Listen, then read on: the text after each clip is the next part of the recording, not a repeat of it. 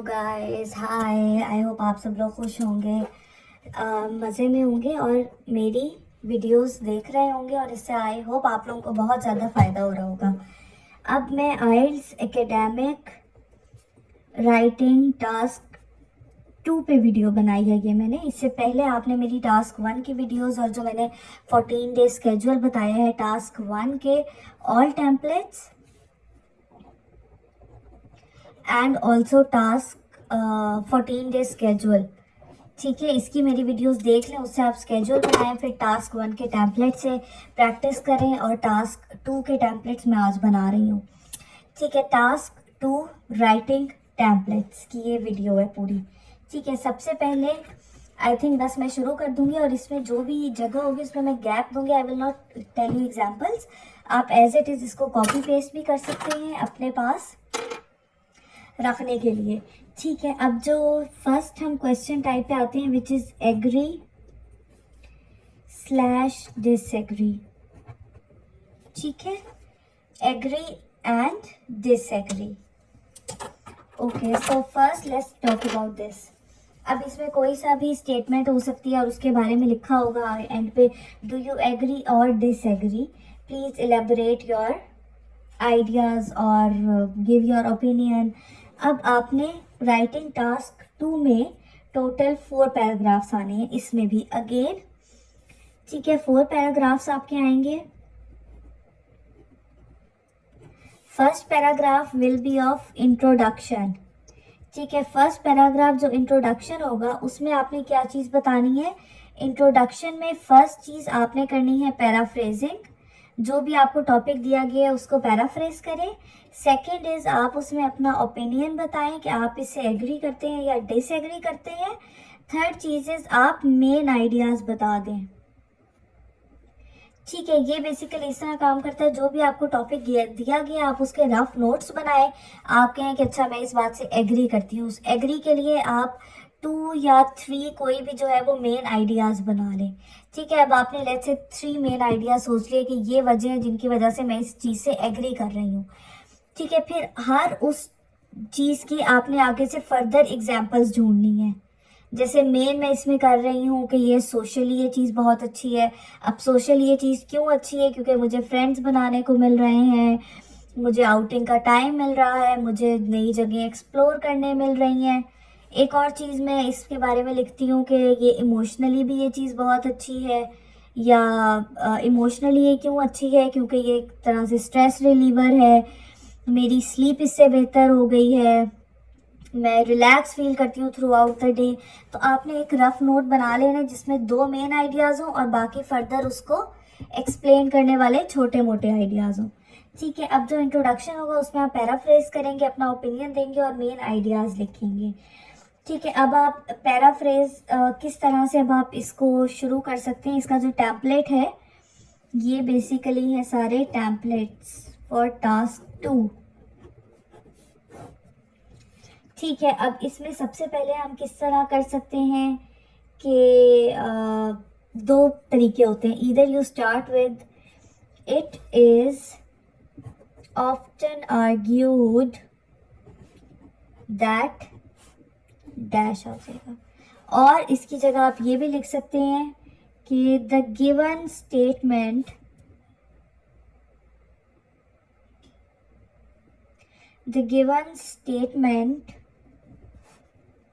suggests that, then there will be a dash, ठीक है। जो भी गिवन स्टेटमेंट में होगा, I completely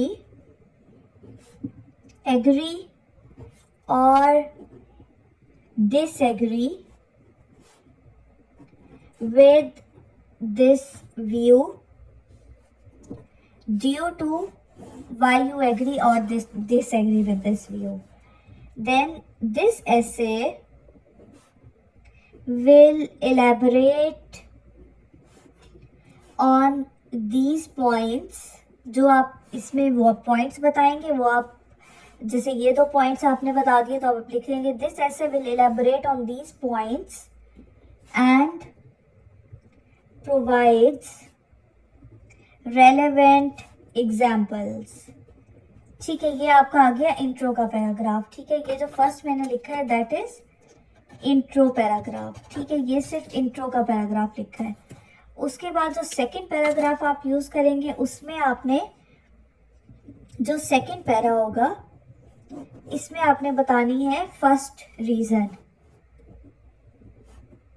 ठीक है, जो इसमें आपकी फर्स्ट रीजन होगी और आप इसको शुरू कर सकते हैं इस तरह से कि one of the main reasons I agree और डिसएग्री इज दिस, जो भी रीजन हो। दिस इज बिकॉज, जो आपने आगे उसके पॉइंट्स लिखे हुए हैं वो इधर आ जाएंगे। This is because this this this. For example, अब आप इसके आगे कोई भी एग्जाम्पल दे दें। फॉर एग्जाम्पल, ये चीज़ इस तरह होती है, जैसे मैंने नोट देखा कि जो बच्चे इस तरह पढ़ते हैं उनको ऐसे हेल्प होती है। तो फॉर एग्जाम्पल में आप आगे कुछ भी एक एग्जाम्पल दे दें। अब आपने एक रीज़न बताया, उसकी वजह बताई, this is the reason and why is this, this is because it helps in this this this. For example, कोई भी example. Therefore it is evident that, again जो कि आपका एग्री का पॉइंट होगा वो आप इसमें दोबारा लिख लेंगे। therefore it is evident that this is good for whatever sort of things। ठीक है, अब ये जो मैं आपको वर्ड्स बताती हूँ ना, therefore, for example, this is because, इनमें मेन लिंकिंग वर्ड्स आ जाते हैं जो कि आपके यहाँ सेंटेंस टाइप्स आ जाती हैं, जिसमें कुछ कंप्लीट सेंटेंस, कुछ सिंपल सेंटेंस होंगे, कुछ कॉम्प्लेक्स सेंटेंसेस होंगे, कुछ कंपाउंड सेंटेंसेस होंगे, जिसमें आपको मार्क्स की रेंज जो है वो आपकी बैंड 8 से 9 इजीली बन जाती है। अगर आप सिर्फ इसको भी फॉलो करेंगे ना तो अगर आपका टारगेट बैंड 8 to 9 होगा तो आप एटलीस्ट 7.5 तो अचीव कर लेंगे सिर्फ टेम्पलेट को फॉलो करके। फर्स्ट पैराग्राफ इंट्रो का आ गया, सेकेंड पैराग्राफ फर्स्ट रीजन का आ गया, उसके बाद थर्ड पैराग्राफ, मुझे पेन कोई अच्छा नहीं मिल रहा,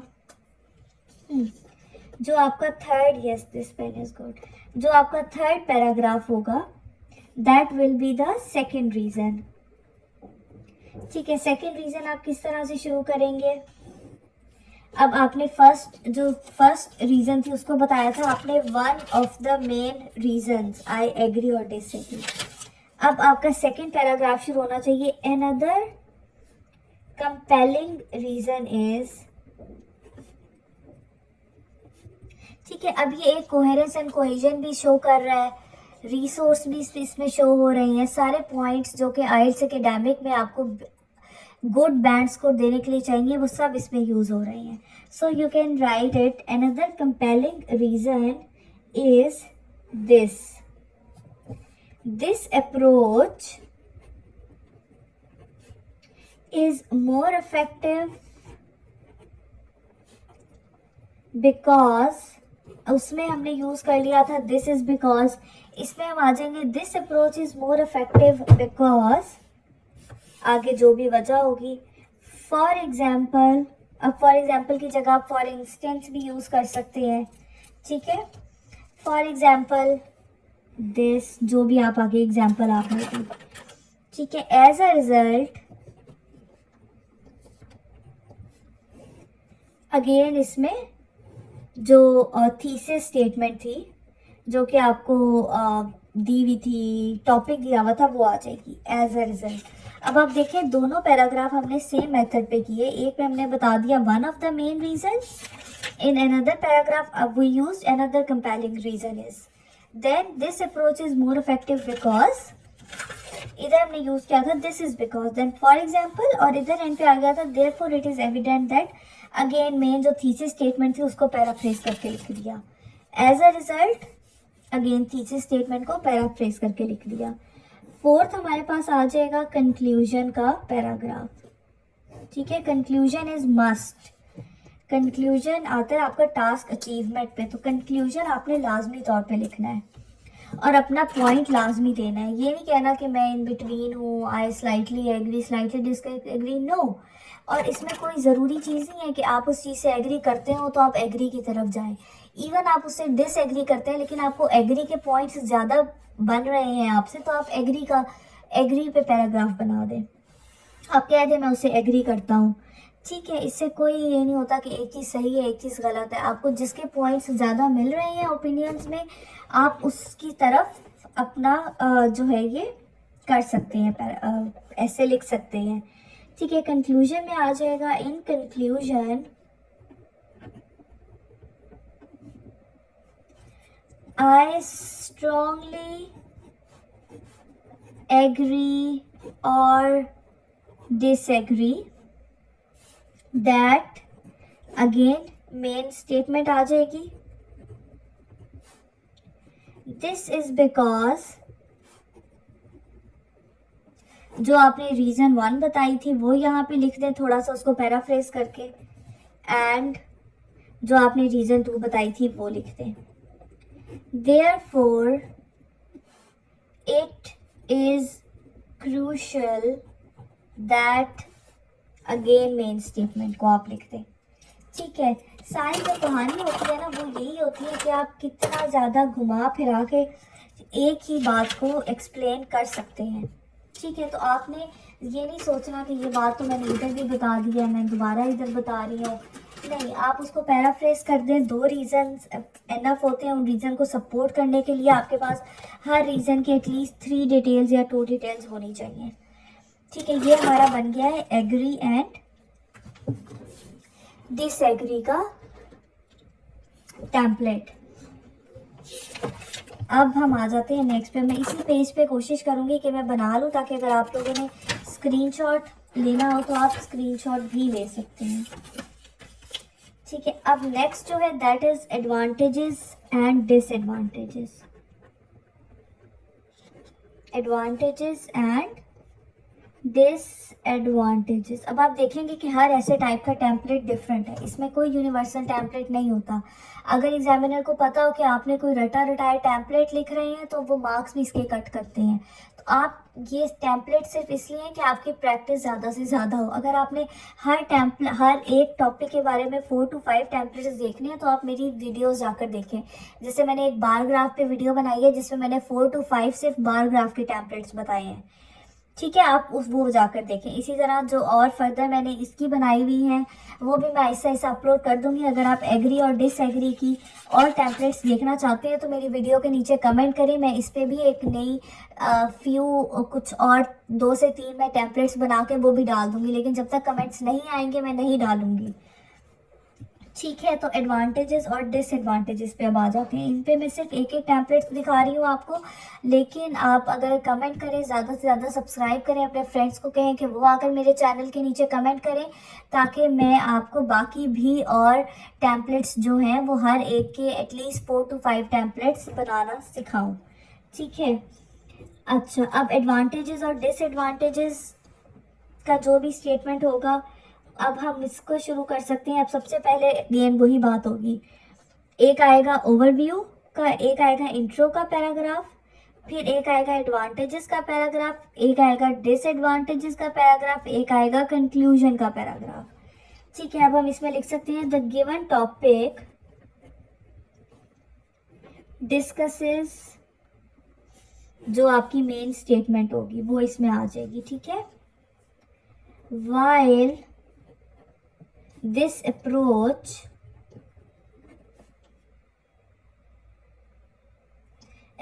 लिख लें या लिख लें while this situation, while this idea has several benefits, ठीक है। अब आप बेनिफिट्स की जगह एडवांटेजेस भी लिख सकते हैं। while this approach has several benefits, there are also notable drawbacks, ठीक है। in my opinion, अच्छा इसमें आपने अपना ओपिनियन भी देना होता है। उन्होंने पूछा होता है कि एडवांटेजेस और डिसएडवांटेजेस बताएं एंड गिव योर ओपिनियन, तो आपने अपना ओपिनियन भी देना है। In my opinion the advantages outweigh the disadvantages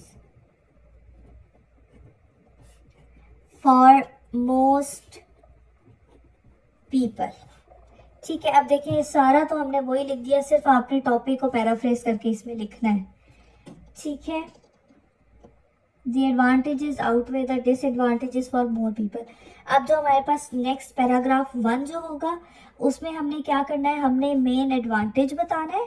ठीक है, पैरा 1 जो होगा इसमें हम क्या बताएंगे, हम बताएंगे मेन एडवांटेज क्या है इसका, और उसको हम एक्सप्लेन करेंगे कि वो क्यों एडवांटेज है। उस एडवांटेज को एक्सप्लेन करने के लिए हम एटलीस्ट 3 पॉइंट्स बताएंगे। ठीक है, और फिर हम एंड में देंगे एग्जाम्पल्स। ठीक है, और फिर दोबारा वही आ जाएगा जिसमें हम लिंकिंग वर्ड यूज कर लेंगे देयरफॉर। अब इस पैराग्राफ को लिखते हैं, विच इज वन सिग्निफिकेंट। ये अब सिर्फ पैराग्राफ की स्टार्टिंग आपको एटलीस्ट पता चल जाएगी कि आपने किस तरह से पैराग्राफ शुरू करना है। One significant advantage of, again इस तरह टॉपिक आ जाएगा, टॉपिक इज दिस, फिर आ जाएगा दिस इज बिकॉज, या आप इसमें ये भी लिख सकते हैं कि this allows this. For example, pen जो है ना, ये सारे ऐसे टाइम पे ख़त्म होते हैं जब बंदे का सही फ्लो चल रहा होता है पढ़ने का। फॉर एग्जाम्पल, आगे आप एग्जाम्पल बता दें। देयरफॉर, अगेन आप मेन टॉपिक बता दें इधर, जो भी आपका मेन टॉपिक था। ठीक है, one significant advantage of this is because it allows, for example therefore. Again same thing will be with para 2, जिसमें आप बताएंगे डिसएडवांटेज और आप उनको एक्सप्लेन करेंगे, देन यू गिव एग्जाम्पल्स। ठीक है, डिसएडवांटेज का आप, अब ये आपने एक पैराग्राफ शुरू किया था, उनको जो भी एग्जामिनर पढ़ रहा होगा, अगर उसने पूरा ऐसे नहीं पढ़ा, वो शुरू में देख रहा है, उसको पैराग्राफिंग की समझ आ रही है कि आपने एक कोहेरेंस शो की है, आपकी जो आपने टास्क अचीवमेंट किया है, आपने इंट्रो कर दिया, आपने एडवांटेजेस बता दिए, आप डिसएडवांटेजेस भी बता रहे हैं। ठीक है, तो पैराग्राफ का जो स्टार्टिंग पॉइंट है ना, वो बहुत स्ट्रॉन्ग होने चाहिए। डिस्पाइट द एडवांटेजेस डैश, जो टॉपिक है, ऑल्सो हैज इट्स ड्रॉबैक्स, या आप इधर डिसएडवांटेजेस भी लिख सकते हैं। The main one being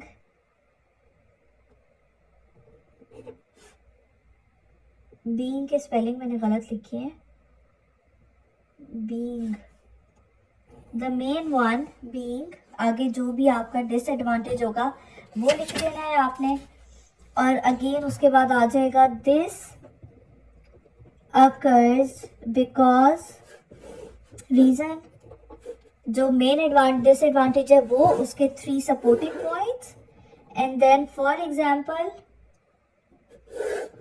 again dash, and then as a result, दोबारा आप मेन टॉपिक इधर बता देंगे। ठीक है, आई होप ये आप लोगों को सबको समझ आ रहा होगा। पैराग्राफ 1 हो गया, पैराग्राफ 2 हो गया, और ये इंट्रो का पैराग्राफ हो गया। अब हम आते हैं कंक्लूजन के पैराग्राफ पे, जो कि है एडवांटेजेस और डिसएडवांटेजेस का। ठीक है, कंक्लूजन में आप कैसे शुरू कर सकते हैं, इन कंक्लूजन, अब again you will paraphrase your topic, has both positive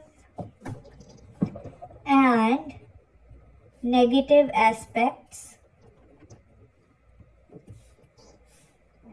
while the advantages, जो अब आपने एडवांटेजेस बताए होंगे एक मेन या उसके साथ जो भी आपने उसको सपोर्ट करने के लिए बताए हैं, while the advantages are significant, the disadvantages, including cannot be ignored.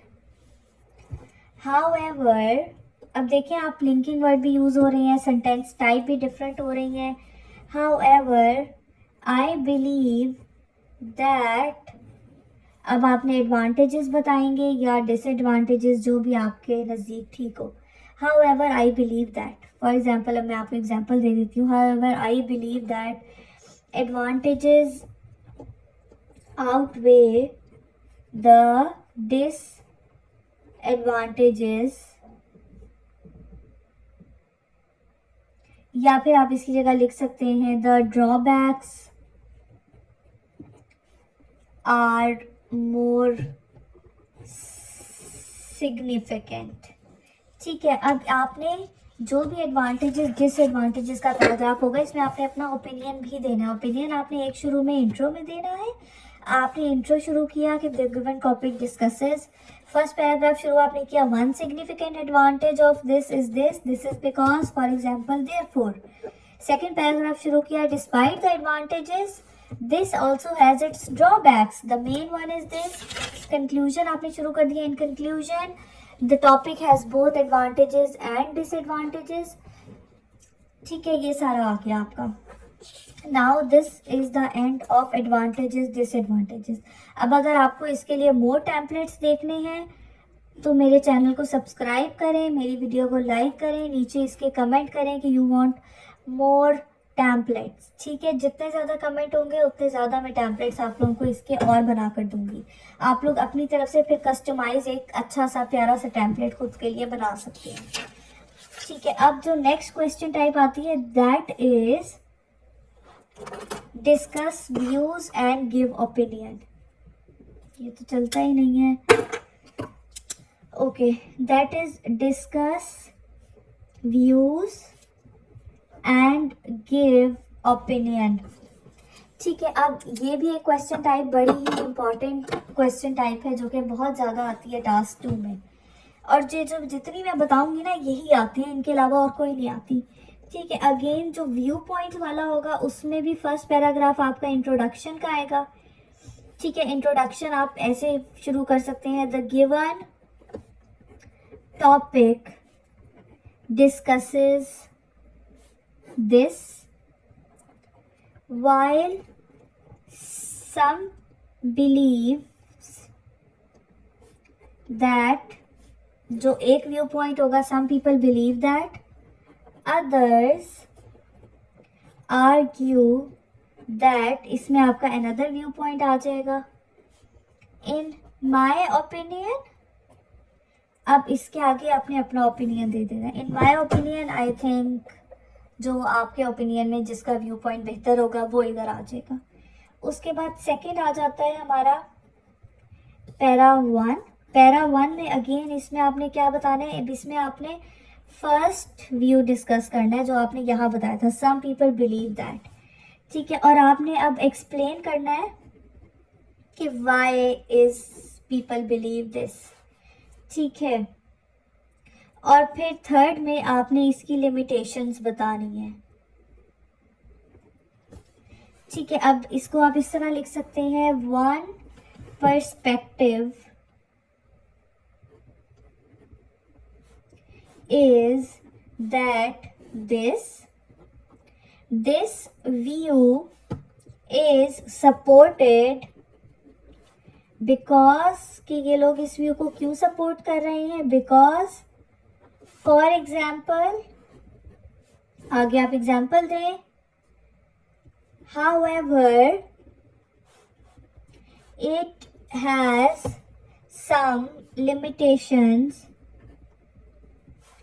such as, अब आगे आप limitations बता दें इसकी, अगर कोई limitations है या नहीं है. ठीक है, इसके बाद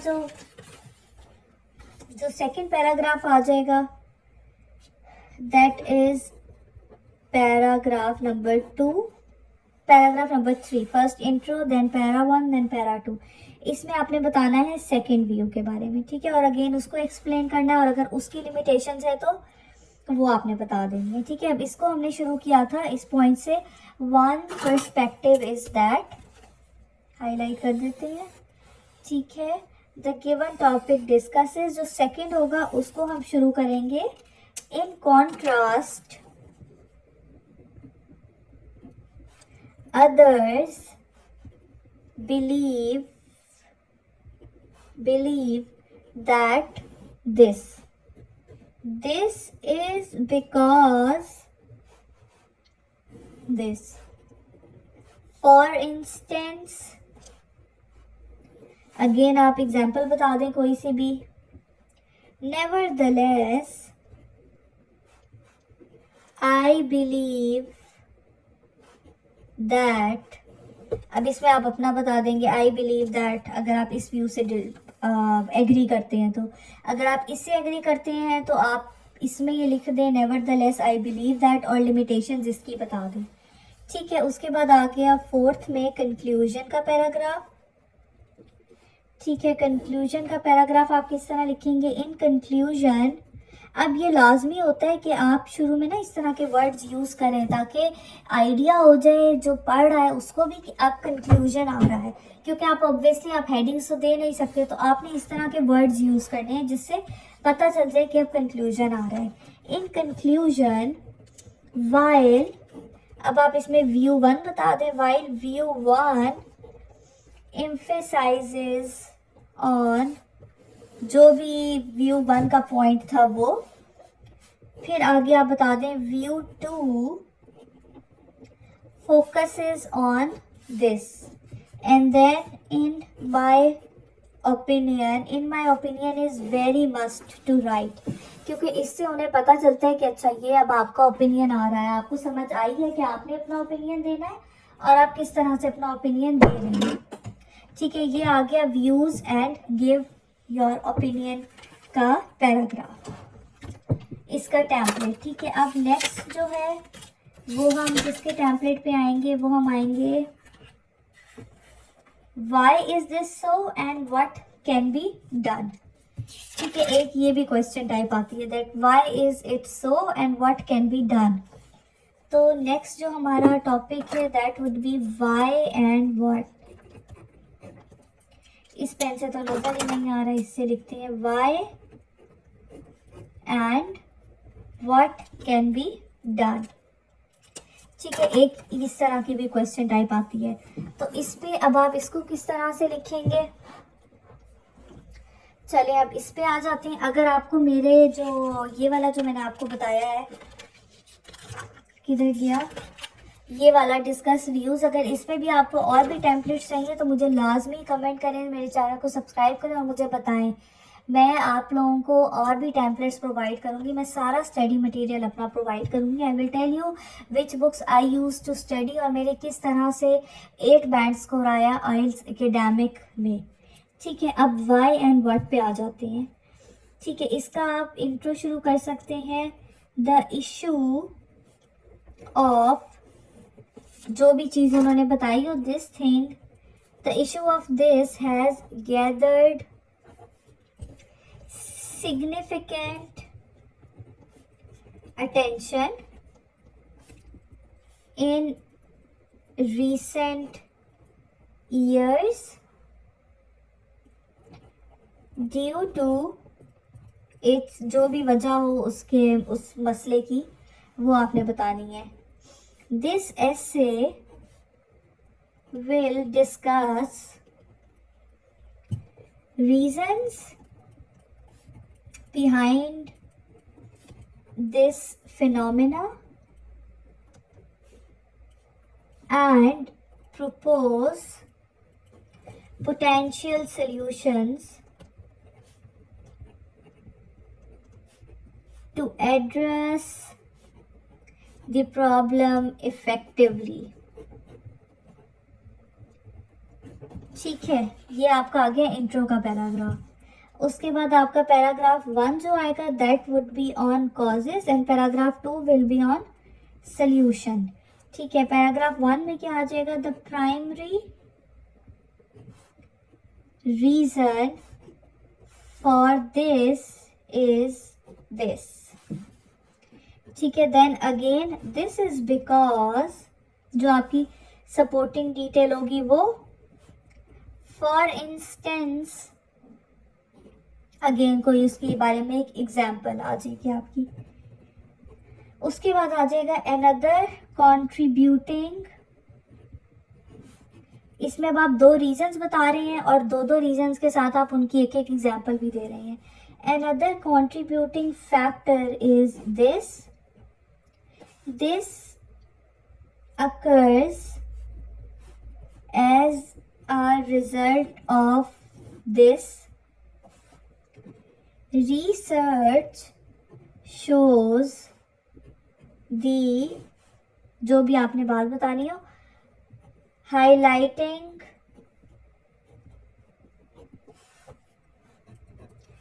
the extent of the issue। ठीक है, प्राइमरी रीजन आपने बताई कि इस वजह की प्राइमरी रीजन ये है, और ये क्यों प्राइमरी रीजन है उसको आगे एक पॉइंट में और एक्सप्लेन कर दें कि इससे ऐसे होता है, इसलिए ये इसकी ये रीज़न है। मोबाइल यूज़ से बच्चे ख़राब होते हैं तो ये इसकी रीज़न है। फॉर एग्जांपल, पहले जो थे वो बच्चों में इतने different disorders, mental disorders, psychological problems नहीं थी, अब मोबाइल फ़ोन है तो अब ज़्यादा हो रही हैं। अनदर कंट्रीब्यूटिंग फैक्टर इज़ कि जो मोबाइल फ़ोन है वो आइज़ के लिए स्ट्रेनिंग होता है। This occurs as a result of continuous watching, blue light, no blue light filters. Research shows that putting the blue light filter will, और research shows that now there are more children with spectacles, highlighting the extent of issue। इस तरह की बात आ गई। ठीक है, अब जो आपका पैरा 2 आएगा, that will be on solutions। ठीक है, solutions में आप किस तरह आप लिख देंगे, to tackle this problem one of the most effective measures is this। ठीक है, this approach वर्क्स बाय, ये अप्रोच किस तरह से काम करती है। फॉर एग्जाम्पल, आगे आपने कोई भी एग्जाम्पल दे देनी है। ठीक है, एन अदर, अब आपने दो सोल्यूशंस बताने हैं, दो प्रॉब्लम्स बतानी है। Another viable solution is this, and by implementing this measure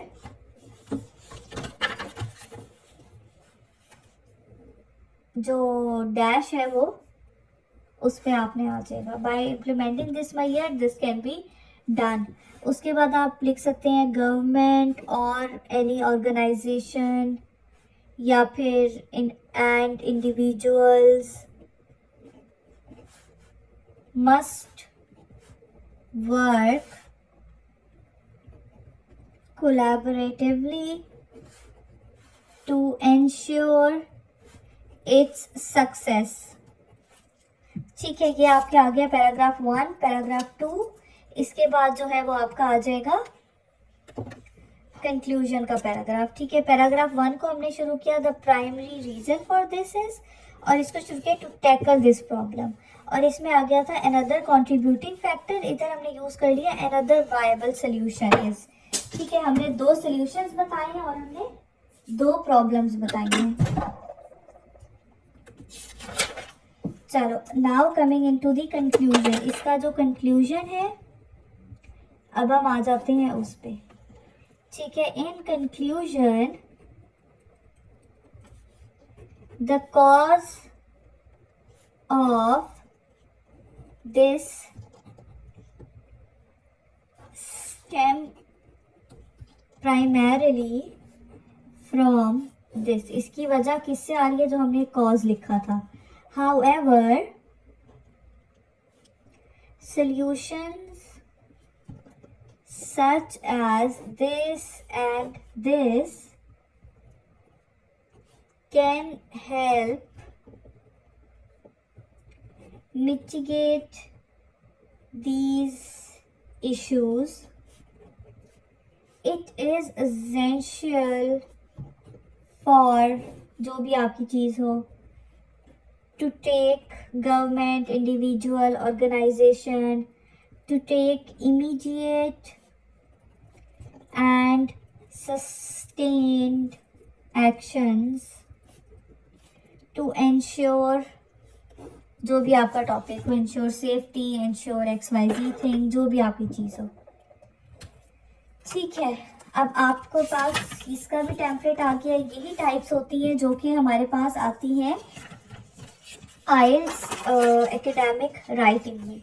ठीक है, एकेडमिक राइटिंग में जो है वो हमारे पास 4 टाइप्स की क्वेश्चन टाइप्स आती हैं। Agree, disagree, advantages, disadvantages, discuss, view and give your. इन सब में बेसिकली अपना ओपिनियन देना होता है। And then why is this so, what can be done. ठीक है, ये 4 टाइप्स मेन आती हैं। ठीक है, अब जो टास्क 2 होता है उसका जो वर्ड्स का टारगेट होता है that is 250 words and 40 minutes time. 40 minutes में से आप जो है वो इनिशियल के 7 मिनट्स लें अपनी प्लानिंग करने में कि आपने मेन रीजंस क्या बतानी है या आपने मेन एडवांटेजेस क्या बताने हैं, आपने उनको किन किन एग्जांपल्स के साथ सपोर्ट करना है। बाकी आप जो 32 या 30 मिनट्स लें आप बाकी लिखने में, पैराग्राफ पूरा अपना राइट करने में, उसके पॉइंट्स के सेंटेंसेस बनाने में, और एंड में 3 मिनट्स बचेंगे आपके, वो आप यूज़ करें उसको प्रूफ रीडिंग करने में। और आपने मेक श्योर करना है इन सब में आपकी टास्क अचीवमेंट, जब आपने रीड करना है ना एंड पे समराइज, तो आपने देखना है टास्क अचीव हुआ है कि नहीं। टास्क अचीव का कैसे पता चलेगा, उन्होंने पूछा है कि आप एडवांटेजेस बताएं, डिसएडवांटेजेस बताएं, ओपिनियन दें अपना, आपने तीनों चीज़ें की हैं या नहीं की। फिर आप देखें कि कोहेरेंस एंड कोहेजन है कि नहीं है। कोहेरेंस एंड कोहेजन क्या होती है कि एक तो आपने एक सेंटेंस को पैराफ्रेजिंग अच्छी तरह की हो, सेकंड आपने हर पैराग्राफिंग जो है वो एक बहुत अच्छे वर्ड से स्टार्ट हुई है जिससे पता चल रहा कि इस पैराग्राफ में क्या बात होने लगी है। ठीक है, थर्ड आ जाता है लेक्सिकल रिसोर्स, कि आपने कितनी अच्छी रिसोर्स वोकैबुलरी यूज़ की, लिंकिंग वर्ड्स यूज़ किए हैं कि नहीं। उसके बाद आ जाता है ग्रामेटिकल रेंज एंड एक्यूरेसी। ठीक है, ये सारी चीज़ें भी टेस्ट होती हैं आपकी, तो मेक श्योर करें कि आप इन सबको अच्छा करें। मेरे चैनल को लाइक करें, सब्सक्राइब करें और फॉलो करें। और प्लीज़ जो है अगर आप लोगों को इनके बारे में और भी टेम्पलेट्स की वीडियोस चाहिए तो मुझे लाजमी तौर पे बताएं। ठीक है, आप लोग जितना ज़्यादा सब्सक्राइब करेंगे, सपोर्ट शो करेंगे और मुझे बताएंगे, उतना ही ज़्यादा मैं चीज़ें और बनाऊँगी। Bye, thank you.